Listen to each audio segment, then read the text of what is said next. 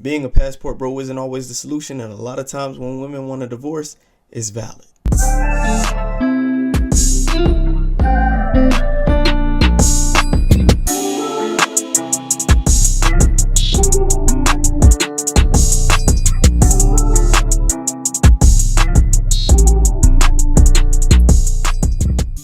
What's going on, QTube? You guys are tuned into another QPel reaction, and in this dose, I was on X, stumbled across a video of a guy on TikTok who goes by the username Chad to Dad. Now, I have to admit, Chad isn't necessarily a Chad. Actually, he's more like a grotesque and volatile lad. But Chad to Dad was on TikTok, and he was ranting in a video about how his Filipina wife of 2 years, he's a passport bro, his Filipina wife decided that she wants a divorce.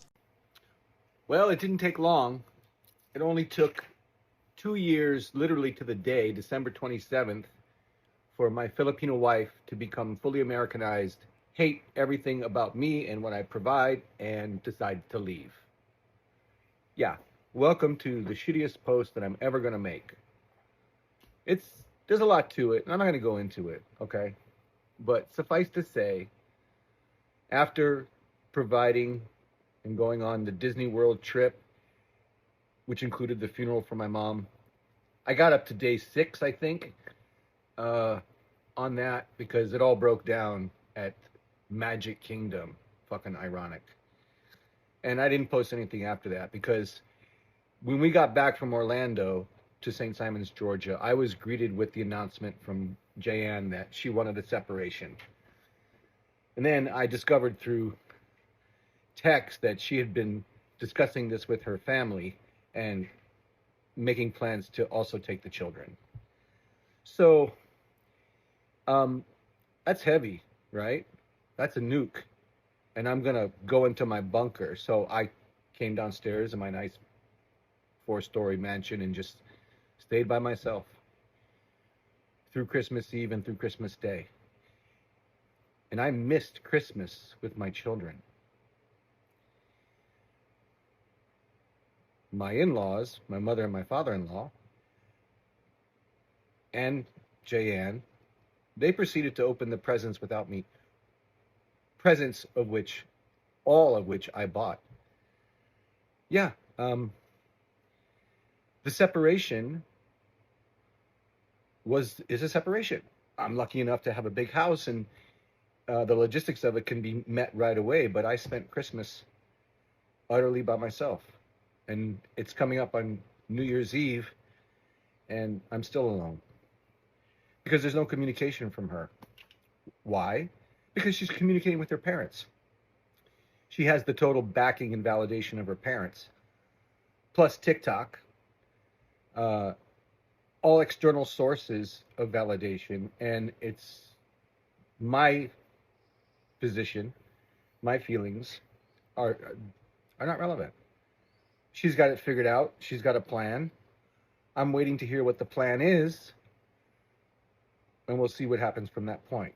But I'm pretty I'm at peace with what has occurred, what could occur. I am done being Mr. Fix-It. Fix-It Felix. I'm not going to be the simp, nice guy, Fix-It Felix anymore. A relationship takes 2 people. And she made the decision for the separation.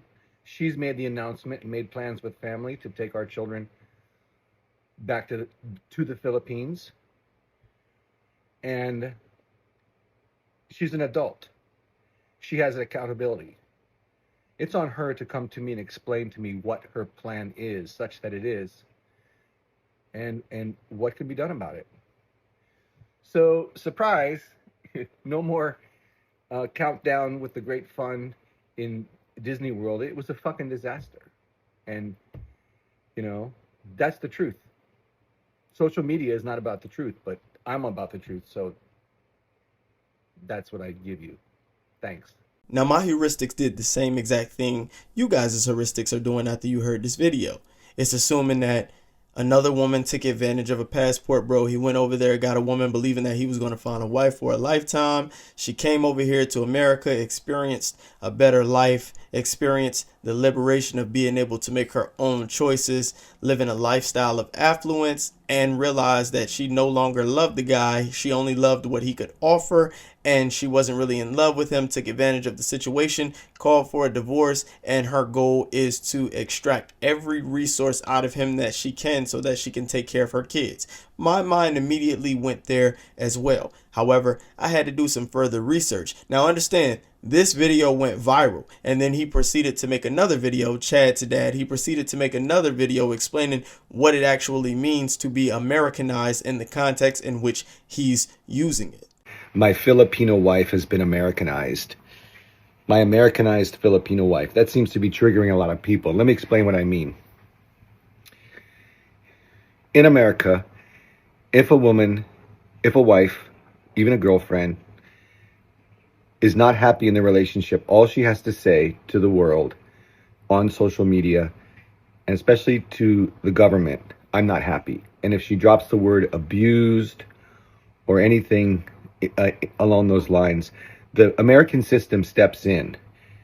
It steps in to protect her against any for any allegations that she makes. And the man's side of the story is, it's all assumed.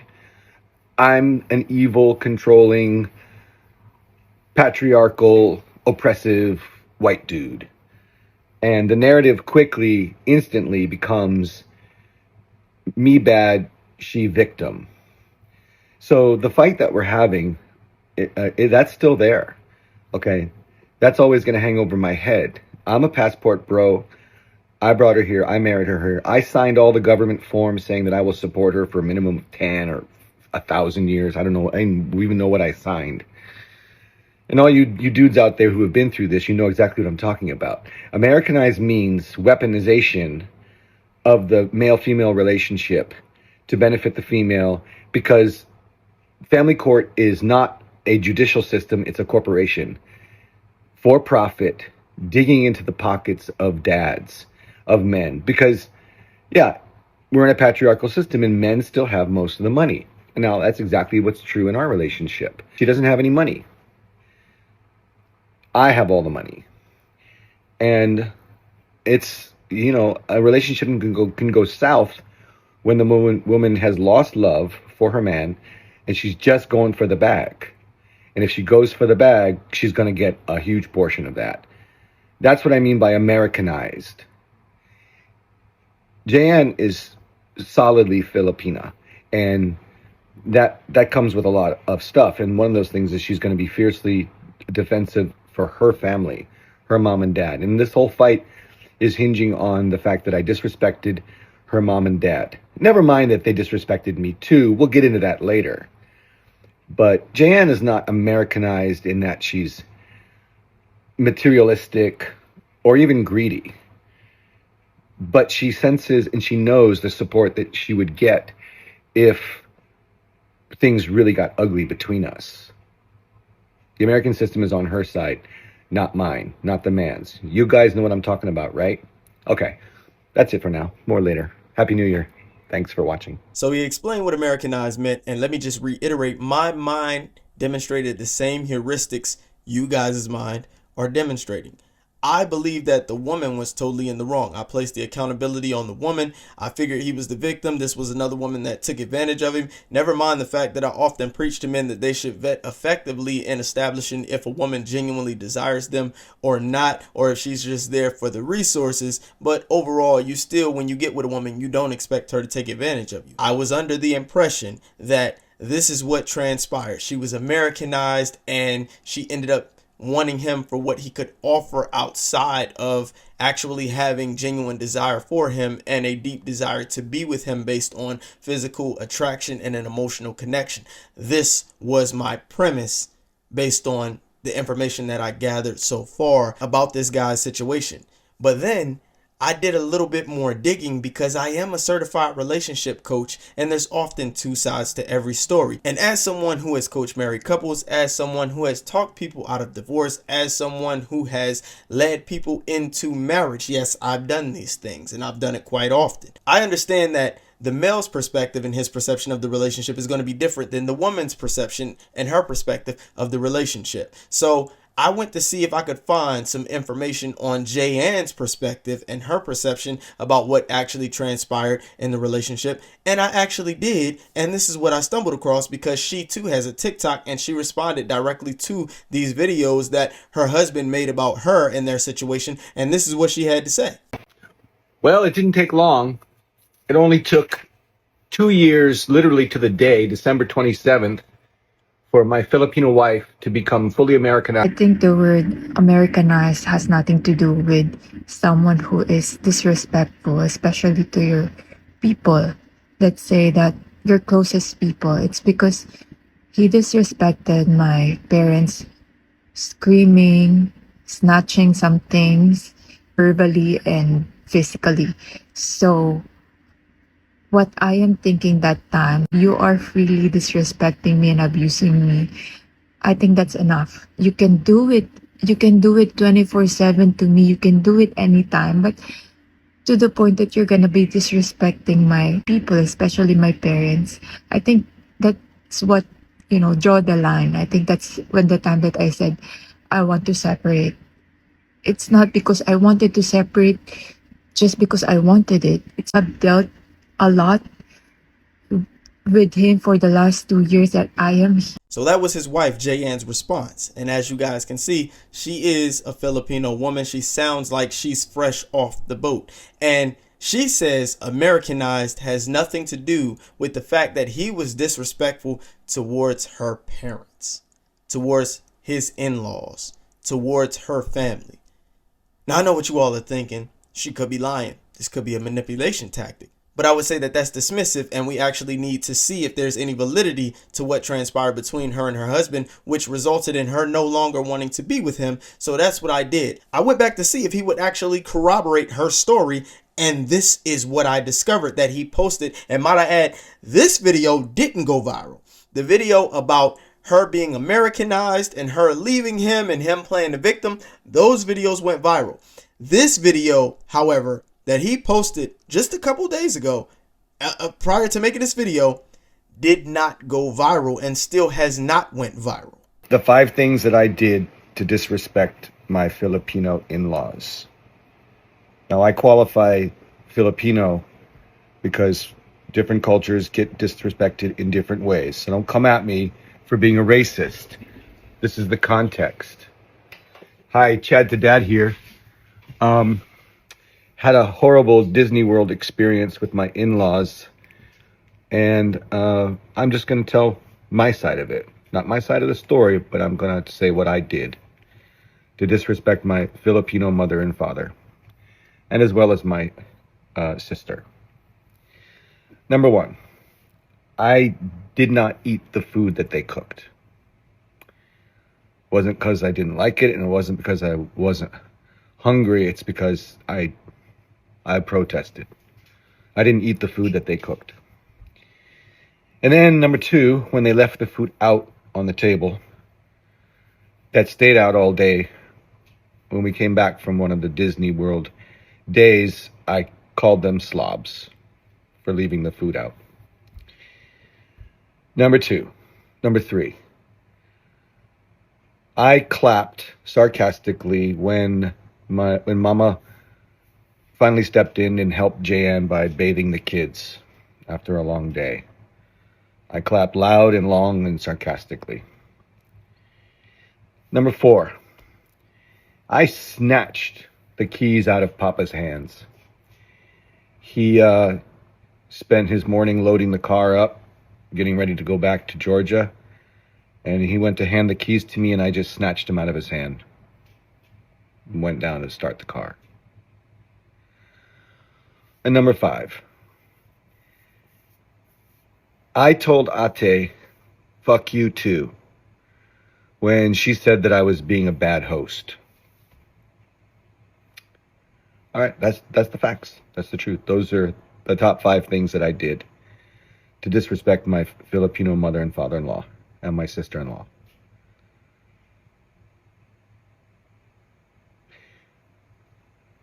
I'm going to make things right.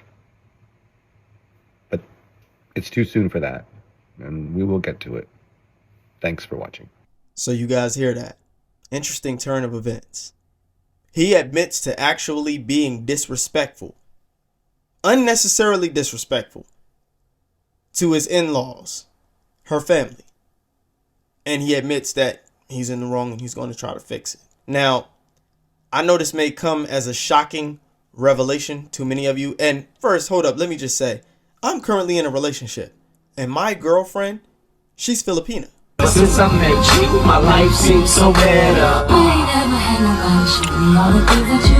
That was a quick clip of me and my girlfriend. My girlfriend is Filipina. I didn't travel to the Philippines to get her and bring her back here. I met her at my university. She's a first-generation American Filipina. She moved here when she was 2 years old. And her family are extremely close. And I'm pretty close, pretty acquainted, pretty acclimated with her family. I've spent time with them. I went out to eat with them. I've stayed over with them. I've built some intimacy with her family. And they're extremely close. They're extremely tight-knit. And I can't imagine in any world, no matter how much my girl loves me, and she does think the world of me, she thinks I am him. She thinks I'm the best dude that ever evolved. But I can't imagine in any world where she would endure me constantly disrespecting her family members, especially in front of her face, and there's no reason for me to. Just because I just want to be a nasty guy, or I have an attitude problem. I have a volatile personality. I'm temperamental. I'm easily irritated, easily annoyed, entitled. No matter how much money I make, no matter the lifestyle I provided her with, no matter the degree to which I provision, there isn't in any world where I believe that I could be disrespectful to her or her family and she would still want to be with me. This just doesn't happen. Now, we heard him say that she's Americanized, and he wanted to attribute the fact that the American social system, her knowing that she has social media as her validation tool in her back pocket that will back her up for how she feels about how he treated her and about leaving him. He attributed her wanting to divorce him to these reasons. And a lot of times, y'all foolishly make these attribution errors to sociological phenomena. Oh, society. Does it ever occur to y'all that when you're in a relationship, that the most significant factor in determining if that relationship will thrive or not is how you treat each other, how you relate to each other, the emotional intimacy, the emotional connection? Because we do know women are fickle creatures. We do know that women are easily turned off. We know they're sensitive. We know they have a higher sensitivity to stress. They have a heightened stress response relative to men. We know that their hypothalamic pituitary adrenal axis takes longer to reach baseline levels of cortisol once they've been stressed out. And we know that they tend to ruminate on problems longer than men do, especially if it's something like being physically abused or being yelled at, their trust being betrayed, or them just simply feeling like you're a different guy than what they met. Any way that you can turn a woman off, believe it's going to have a devastating impact on her perception of you, and it's going to have her second guessing if she still wants to be in that relationship with you. As men, we know this. So no matter how much you make, no matter how much you do for your woman, no matter how much red pill or manosphere content you consume, we do know that female nature is indeed fickle. Women are receptive to emotional stimuli, both positive and negative, and those are ultimately the defining characteristics of if the relationship can be maintained or not. And in order to behave in ways that are conducive to maintaining a healthy relationship, which you can say is being vulnerable to a degree, being able to communicate, as a guy, being able to delegate, being able to pick your battles as well, and treating your woman with dignity and respect as well as those that she care about, because I don't think there's a person on planet Terra who would want their romantic partner to disrespect their family. If anything, respecting our family members is more important than respecting us. We can put up with our romantic partner disagreeing with us, arguing with us, fighting with us. But you don't want them doing that with your family, especially when they're hanging around. You don't want your girlfriend or your boyfriend, your wife or your husband disrespecting your family, man or woman. Doesn't matter which side of the equation you're on, you don't want your significant other disrespecting your family. That's going to be a deal breaker in 99% of cases. And this is no different. So as a guy, if you understand this, why the fuck would you be disrespectful to your woman's family when you absolutely have no reason to be? Other than it reflects the fact that you're just a shitty human being. You're a shitty person. You may have a personality disorder, and oftentimes this is what we see. The guy mentioned he has a 4-story mansion. Oftentimes, these men who make a lot of money, they're jerks. They're entitled as well. They're egocentric, narcissistic, self-centered, solipsistic. All the words we use to describe women, these words can be attributed to men as well. And a lot of these men, they're greedy, they get their way, they say what they want, they step on others, and they don't care how they make others feel. And no amount of money or sex appeal will nullify your ability to turn a woman off by behaving in ways that are detrimental to the relationship that you're trying to carry on or sustain with that woman. That man is not a victim in this case. Chad to Dad is not the victim in this case. The woman wants out. Now, I saw the text messages that he posted. She posted them as well. I had my Filipino girlfriend translate them to me because they were written in Tagalog. That's a Filipino language that they speak. They were written in Tagalog, so I had her translate. She said bastos. That means disgusting or like disrespectful. And then she's saying sobrang, meaning like very disrespectful, disgusting to mom and dad, pretty much, because she said gila, meaning both of them. Then she says grabe, meaning like she's emphasizing it. She's just saying it's really bad. And she basically was indeed saying that she wants to leave. And she wants to take the kids, and it was because she was so overwhelmed by the way that he disrespected her parents, and she just kept emphasizing that he was very, very disrespectful in Tagalog, in their native language. That's what she kept emphasizing in the text messages. She said she just wanted out. She can't believe how disrespectful he was to her folks. And if you ask me, that's an extremely valid reason to no longer want to be married to someone, to no longer want to be tied to someone. I don't care how many Birkin bags he bought her, how many Louis V bags he bought her. They had videos on their TikTok of him buying her Louis V bags, because he thought he could buy her. And that's where a lot of you guys make mistakes. And the fact that his name is Chad to Dad shows me that he consumes a little bit too much red pill and manosphere content and not enough content about how to maintain a healthy relationship with a woman. He's not the victim. Oftentimes, we want to attribute the way women behave to society, feminism. But biology comes first. Psychology comes first. Sociology is effects that you see in groups where attitudes and values and beliefs can have an effect on the way people behave. But the number one factor in the way that people behave is how they as individuals are affected by the people that they deal with. Society and feminism is not affecting that woman when she's behind closed doors with her husband and they're having an argument and he's stressing her out, or she feels unheard, disrespected. Feminism and society has nothing to do with that. That's the immediate effect of her cortisol levels responding to the way that the guy is treating her and making her want out. You guys need to understand the way biology and psychology works and how that factors into how we actually behave. It's not society influencing us over our innate biology. It's our innate biology influencing us first. Because you can't convince a woman that she should leave a guy that she's in love with. I don't care how much society tells her to leave him. We all know that woman is not going to leave. So if a woman does decide that she wants to leave, know that internally, emotionally, she's checked out, and it's due directly to the way that she's being treated and her dissatisfaction within the relationship.